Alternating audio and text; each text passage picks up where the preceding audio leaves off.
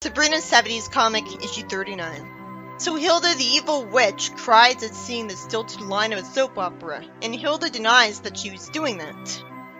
Because her family insisted on teasing her, this riles her up into trying too hard to prove she's evil. So when someone she assumes is a door-to-door salesman knocks on the door, they get tarred and feathered. I'm guessing it's Harvey, and that the tar isn't hot, cause that would be lethal.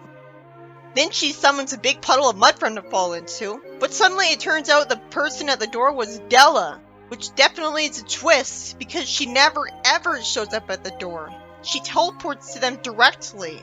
Somehow she came here the normal way, and she punishes Hilda for it, which makes sense at least. She was only here for the annual witches report. It still makes Della look ineffective because she didn't outright remove her powers or kill her or turn her into an animal like Enchantra would. You'd think this would be deserving of her getting turned into a cat for hundreds of years. Way more than what Salem did to Enchantra. Once again, this is Della's insistence on witches being evil backfiring on her, and then she punishes one of them for it. The story actually ends there. You'd think there would be a whole plot about her punishing Hilda for this, and them trying to get the punishment reversed. Della does deserve it, but there could be better slapstick. In the next story, Sabrina loves a blue coat, but the store's closed, so she uses magic to try it on.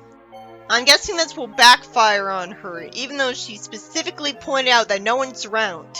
She could have frozen time so that no one would bother when she was doing it. Is there a surveillance camera in the store, like there would be?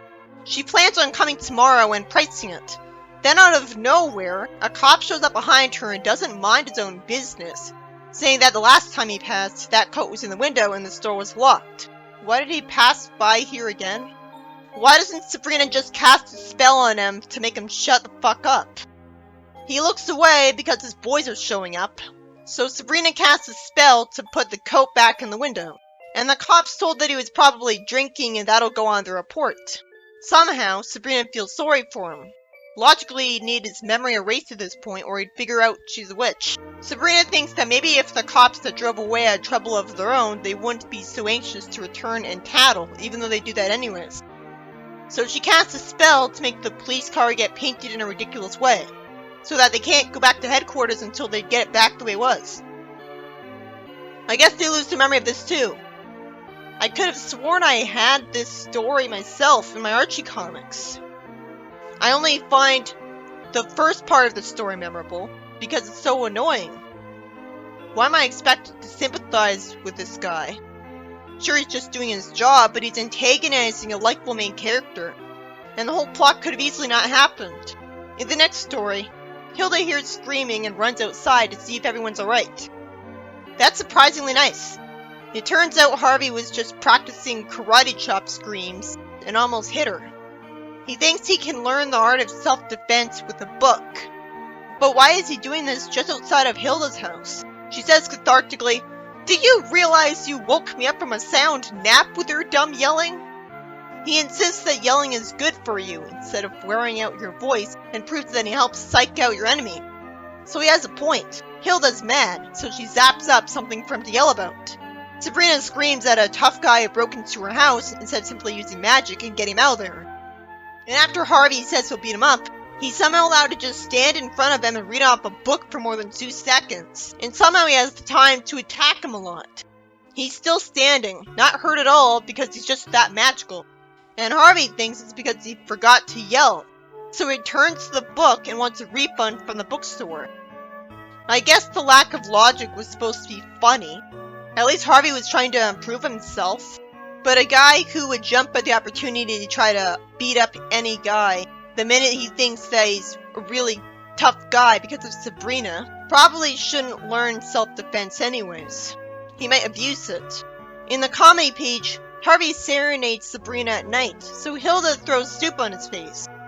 And he somehow has the presence of mind to have a sarcastic quip about it instead of just being upset. Why did he think Hilda would let him get away with doing this? In the next story, Sabrina sees Harvey in her window and tells Ambrose that he's been out with Linda again, but is gonna deny it like he always does.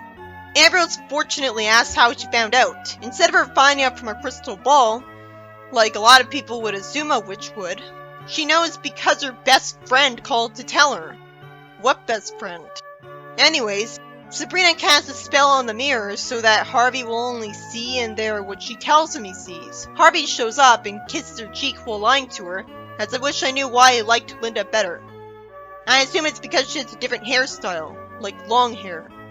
Sabrina confronts him on his lie and reminds him of the story of Pinocchio, and he sees his nose grow in the mirror and screams, so he says that's impossible and confesses. Sabrina lampshades that people shouldn't have to be scared into telling the truth. Harvey says he's not taking any more chances.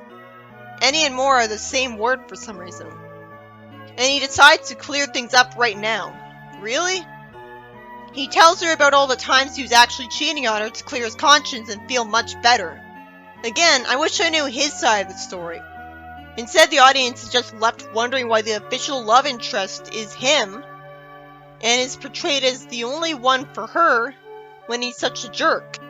I guess it's kind of brilliant and subversive that in this comic, it has self-awareness to portray the official love interest as really not the best guy for her. It doesn't really want you to think that they're the official couple and they're the only ones that should be dating each other. He's deliberately made a joke out of. It does make Harvey in the sitcom seem boring and forgettable by comparison. All I remember about him is that he's a mechanic and football player. So the story ends with Sabrina humiliating him by casting a spell to make his ears huge. That would require a lot of people to lose their memory of it. The first story starts off with the cliche that happened to Sally, where Hilda's caught crying to a soap opera, and because she's idiotically teased for it, she tries too hard to prove she's evil, which ends up getting her put in the stocks for tarring and feathering Della. It's amazing that's all that happened to her. Since when did she show up at the door? She's a proud witch. She must have warped to get to this planet in the first place. And she must really like Hilda if that's all she did to punish her. She was just being the kind of witch she encouraged her to be. Della should know that she didn't intend to tar and feather her. She would think she was just trying to do it to a mortal. It's her fault. The second story is frustrating, as a cop bothers Sabrina about temporarily stealing a coat from a store just to try it on, and he calls the other cops on her, when she could have easily used magic to return the coat with its memory erased. Instead, he gets in trouble with the cops who accuse him of just drinking, and she decides to keep him from getting in trouble by repainting the police car so the cops forget all about what happened. The story could have easily not happened. I get why she thought she wouldn't get caught because there seemed to be no one around, but it's still a street, anyone could drive by at any moment. She could have easily frozen time to get away with it, and she should have assumed there would be a security camera recording the store, so she couldn't get away with trying it on. She could have created a duplicate of the coat and tried that on. The third story is about Harvey inexplicably practicing his karate yelling right outside of Sabrina's house instead of his, so that Hilda can get mad at him and summon a tough guy to fight him. But his punches are too weak to make a difference, so he returns the book.